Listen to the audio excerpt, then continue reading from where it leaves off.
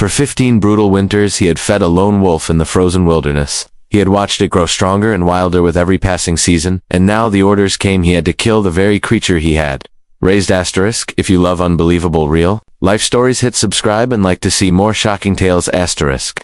The first snow fell silently over the forest, and he could feel it settling on his shoulders like the weight of 15 winters. He had fed this wolf since it was a pup, a shadow among the trees with amber eyes that followed him everywhere he moved.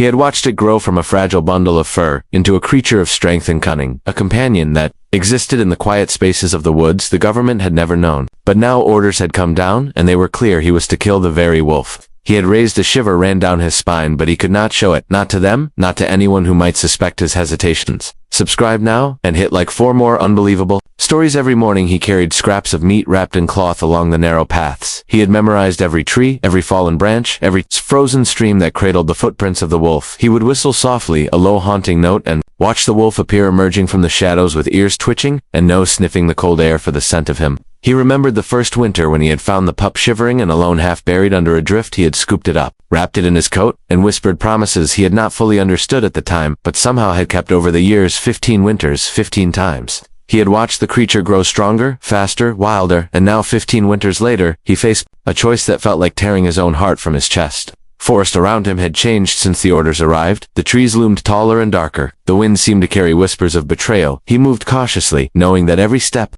could be his last, or the wolves he had once called friend. He recalled the day the orders were delivered, the men in suits with their clipped voices and hard eyes, their words flat, but the meaning clear. Your assignment is to eliminate the target. The wolf you have cared for years. He had smiled politely, nodded, and accepted the file tucked under his arm, while inside his mind screamed the word impossible, yet he could not defy them, not openly, not without risking everything he had built, everything he had loved. He decided to wait, to plan, to learn every path, every habit, every hiding place of the wolf, so that when the day came, he could choose the moment and perhaps the method that would ease the unbearable weight of what was coming. The wolf had grown larger than he remembered, its coat thick with frost, its eyes sharper, more calculating. It recognized him instantly and bounded forward, tail high in greeting, and he felt a pang of sorrow mixed with an old warmth he had not felt in years. He knelt and offered the scraps. The wolf sniffed, paused, and then devoured the offering with a gentleness reserved only for him. The sound of crunching snow under paws echoed in his mind, and he knew that soon those sounds would be silenced. If he obeyed the orders, he walked with the wolf through the familiar paths, teaching it the old trails leading to hidden clearings and frozen rivers. He thought of the humans who might not understand the bond between a man and a creature of the wild, who might think him weak for hesitating, who might call it treason. He could feel the tension building inside his chest and in the pit of his stomach. Nights were worse. The wind seemed alive, whispering warnings in the dark. He slept lightly with one eye open, dreaming of amber eyes and cold metal. The memory of the first kill he had ever done for the government haunted him, a young deer he had raised and fed in the same woods.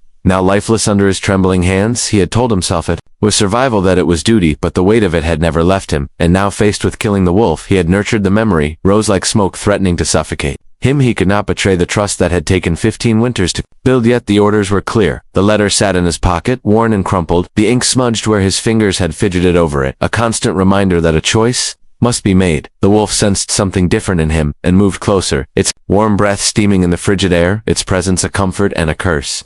He spent days watching it from a distance, recording its movements in his mind. He marked every hunting ground, every stream crossing, every den. He had taught the wolf to trust him, to follow his voice, and now that knowledge was dangerous. A slow dread settled over him like fog. He began to hear the echo of men in the trees, imagining the moment he would have to raise the weapon, imagining the look in the wolf's eyes when it realized he would be the one to betray it. The forest became both sanctuary and prison, a place where he had lived in harmony, but now was filled with anticipation of inevitable heartbreak. The first part ends with him standing on a ridge overlooking the frozen valley below, snow drifting softly around him, the wolf approaching silently, a shadow among shadows' eyes, meeting his in a look that held years of shared trust, and the unspoken question of why. And when the orders came, he felt the earth tremble beneath the weight of his choices, and the cold wind biting his face seemed to whisper the impossible decision he must make in silence. Asterisk. He could feel the weight of the orders pressing on him like the snow that blanketed the forest. The wolf, moving beside him, unaware of the danger that hung over them both like a storm cloud. He had spent 15 winters teaching it to trust, to follow, to survive, and now every lesson felt like a trap set by fate. The wind whispered through the bare branches, and he imagined the words of the men who had delivered the orders, echoing in the hollow of his skull. You will complete your mission and nothing else mattered. Days passed, like frozen hours. He followed the wolf silently from a distance, recording its movements, memorizing every step, every pause, every glance in the amber eyes that had once looked at him with nothing But Faith, he felt the pang of betrayal sharpening inside him, and he wondered if the wolf sensed it, if it could see the shadow of a choice that would shatter everything he had known. They hunted together, moved through the frozen rivers and snowdrifts, like ghosts in a world that seemed untouched by human cruelty, and yet human cruelty had caught up with him, and now his hands itched with the knowledge of what he might have to do. He remembered the first winter when he had found the pup alone, shaking under the frozen branches, how he had carried it home wrapped in his coat, whispering promises he did not fully understand at the time, and how it had grown alongside him, surviving each winter with cunning and trust. The memory was bittersweet now, because that bond was about to be tested in the harshest way possible. He could feel the tension of every tree that crunched, of every snowflake underfoot, was amplified by the thought of raising a weapon and ending the life he had nurtured for so long. The wolf approached him one evening, its fur rimmed with ice crystals, its eyes bright and unafraid. It pressed its head against his leg, and he felt a shiver of sorrow and love. He knew that very soon he would have to make a choice that could destroy them. Both the orders demanded compliance, but his heart rebelled against the command. The forest around him seemed to hold its breath, waiting for the inevitable. The shadows deepened, the cold bit sharper, and he could feel the rhythm of his own heartbeat sinking with the creature's breathing. He had spent 15 winters teaching it the sounds of the forest, and now he realized the forest would bear witness to their final confrontation. He laid in the snow at night, listening to the distant howl of other wolves, and imagined what it would be like to draw the weapon and end the life of the one that had trusted him completely. The memory of every meal shared, every game tracked, every night spent watching over it came flooding back, and he could feel tears freezing on his cheeks. He knew that once he obeyed the orders, nothing could undo the damage, yet something inside him refused to comply. The wolf had become more than an animal. It was a reflection of loyalty and innocence that had survived in a world that demanded brutality, and he could not destroy that reflection without destroying a part of himself. Days grew colder, and the orders closer. He imagined the men watching from afar, the forest moving unseen. Yet he knew they were patient. He had been trained to wait. He had learned to survive.